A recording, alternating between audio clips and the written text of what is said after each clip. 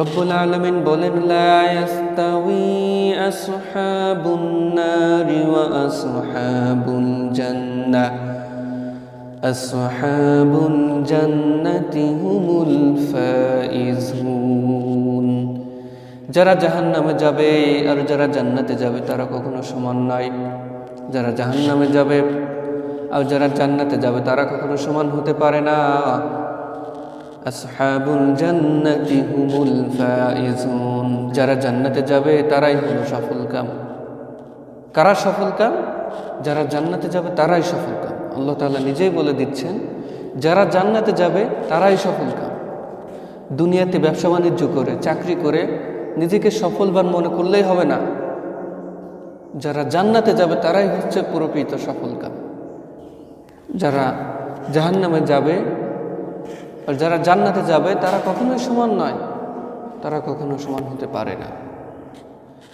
একজন ব্যক্তি ফজরের নামাজের সময় আজান শুনে জাগ্রত হলো আর ঘুম থেকে উঠে কষ্ট করে এই শীতের সময় ঠান্ডা পানি দিয়ে অজু করলো, অজু করে মসজিদে চলে আসলো নামাজের জন্য, নামাজ আদায় করার জন্য। আর একজন ব্যক্তি আজান শোনার পরেও ঘুম থেকে উঠল না, আরামের ঘুম হারাম করল না, আরামের বিছানায় শুয়ে থাকলো, ঘুম থেকে উঠল না। সেই ব্যক্তি আর পূর্বের ওই ব্যক্তি কি কখনো এক হতে পারে না। তাহলে যে ব্যক্তি ফজরের নামাজ কষ্ট করে আদায় করতে আসলো আর যে ব্যক্তি ফজরের নামাজ পড়তে আসলো না, সেই ব্যক্তিকে কখনো এক হতে পারলো না। তাহলে এই দুইজন ব্যক্তি কখনোই এক হতে পারে না। একজন ব্যক্তি আল্লাহর হুকুম অনুযায়ী চলে,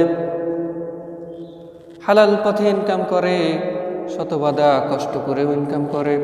আর একজন ব্যক্তি ইচ্ছা মতো ইনকাম করে, হালাল হারাম দেখে না।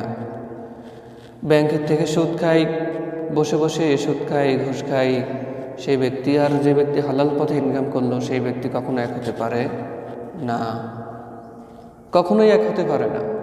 যে দুনিয়াতে কষ্ট করে চলে, আল্লাহর ভয়ে চলে, আল্লাহর হুকুম অনুযায়ী চলে, আর যে ব্যক্তি আল্লাহর হুকুম অনুযায়ী চলে না, ইচ্ছা মতো চলে, দুনিয়ার উদাসীনতায় চলে, তার ইচ্ছা অনুযায়ী চলে, সেই ব্যক্তি আর এই যে ব্যক্তি আল্লাহর হুকুম অনুযায়ী চলে, সেই ব্যক্তি কখনো এক হতে পারে না, কখনো এক হতে পারে না। এই জন্য আল্লাহ তাআলা বলছেন, যারা জান্নাতে যাবে আর যারা জাহান্নামে যাবে তারা কখনোই এক নয়, তারা কখনোই এক হতে পারে না।